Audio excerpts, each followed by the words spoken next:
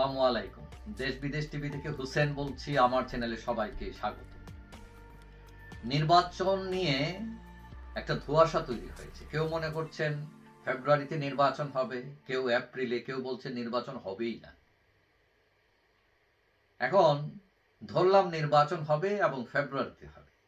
সেখানে বাংলাদেশের বৃহত্তম দল আওয়ামী লীগ থাকবে কি থাকবে না, ফেয়ার ইলেকশন হবে নাকি পাতানো ইলেকশন হবে, সেখানে সেনাবাহিনীর কি ভূমিকা হবে, এগুলো নিয়ে বিভিন্ন প্রশ্ন আছে মানুষের মধ্যে। এখন বাংলাদেশ সেনাবাহিনী তারা অতীতে অনেক দায়িত্বশীল ভূমিকা পালন করেছে এবং আমরা দেখেছি অতীতে বিভিন্ন রাজনৈতিক দল নির্বাচনে সেনাবাহিনী মোতায়েনের দাবিও করেছিল। কারণ সেনাবাহিনী আমাদের দেশে ইতিপূর্বে মোটামুটি একটি নির্দলীয় ভূমিকা পালন করেছে, কিন্তু 5 আগস্টের পর সিচুয়েশন এখন অনেকটাই বদলে গেছে। যে সেনাবাহিনীকে সবাই খুব ভয় পাইত, সেই ফরম্যাটে এখন আর সেনাবাহিনী নেই। অনেকে অভিযোগ করেন যে সেনাবাহিনী এখন অনেকটা ওই কি বলা যায়, মানে দায় সারা গোছের কাজ করছেন।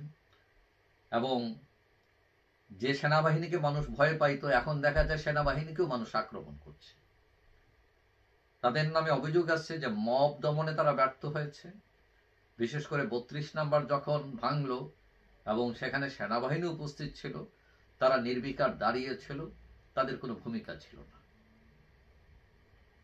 এখন কেউ কেউ মনে করছেন এটা সরকারের ইচ্ছার উপর নির্ভর করে। সরকার হয়তো তাদের ইচ্ছা সেনাবাহিনীর উপর চাপিয়ে দিয়েছে এবং তারা সেটা মেনে নিয়েছে, কিন্তু মেনে নেওয়া উচিত হয়েছে কি হয় নাই, এটা নিয়ে প্রশ্ন আছে। এখন আগামী যে নির্বাচন হবে, সেটা যদি হয়, সেটা আদৌ নিরপেক্ষ নির্বাচন হবে কিনা। এখন সেনাবাহিনী আমরা দেখেছি এর আগে তাদের পক্ষ থেকে একটা প্রস্তাব দিয়েছিল রিফাইন আওয়ামী লীগ তৈরি করা, অর্থাৎ নতুন নেতৃত্ব তৈরি করা, অর্থাৎ শেখ পরিবারবাদ, শেখ হাসিনাবাদ, এইরকম একটা ব্যাপার। এবং এটা নিয়ে খোদ বৈষম্য বিরোধী নাগরিক যারা আছে তারা মোটামুটি লাল চোখ দেখাইছে সেনাবাহিনীর দিকে, তারা এটা মানবে না, তারপর এটা চুপ হয়ে যায়।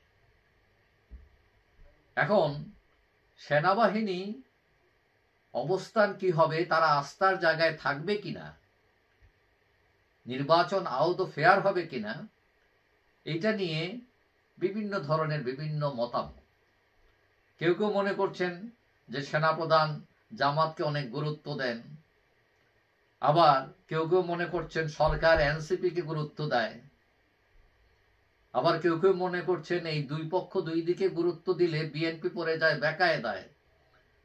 আবার সেখানে যদি আওয়ামী লীগ নামে, তাহলে সেনাবাহিনী ভূমিকা কি হবে, আওয়ামী লীগকে তারা সহজভাবে নেবে নাকি নেবে না। এখন সেনাবাহিনী তুমি কার, এই প্রশ্নটা দেখা দিয়েছে বিশেষ করে নির্বাচন সামনে রেখে।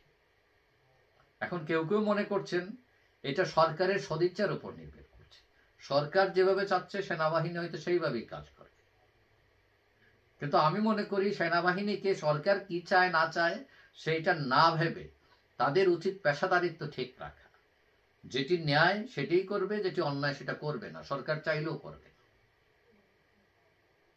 এখন এই যে সামনে নির্বাচন, সেই নির্বাচনে সেনাবাহিনী যদি ভূমিকা নেয় সুষ্ঠু অবাধ নির্বাচনে, তারা একটা পজিটিভ ভূমিকা নেবে, তাহলে নির্বাচন হয়তো ফেয়ার হবে, নাইলে হবে না।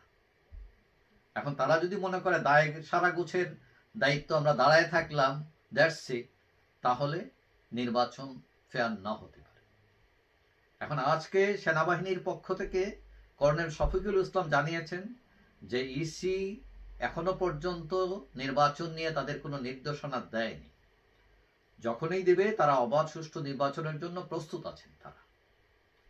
কিন্তু আমার কথা হলো যে তারা প্রস্তুত আছেন ঠিক, কিন্তু এর আগে যে নির্বাচনে ফিল্ড তৈরি করা, এখনো পর্যন্ত 1400 অস্ত্র উদ্ধার হয়নি, নির্বাচন কিন্তু এখনো ঝুঁকিতে আছে।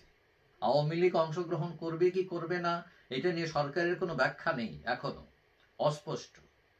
তো নির্বাচন করবেন, নির্বাচন যাতে ফেয়ার হয়, সকল দলের অংশগ্রহণে হয়, সেটা নিশ্চিত করা শুধু সরকারের দায়িত্ব নয়, সেনাবাহিনীরও দায়িত্ব।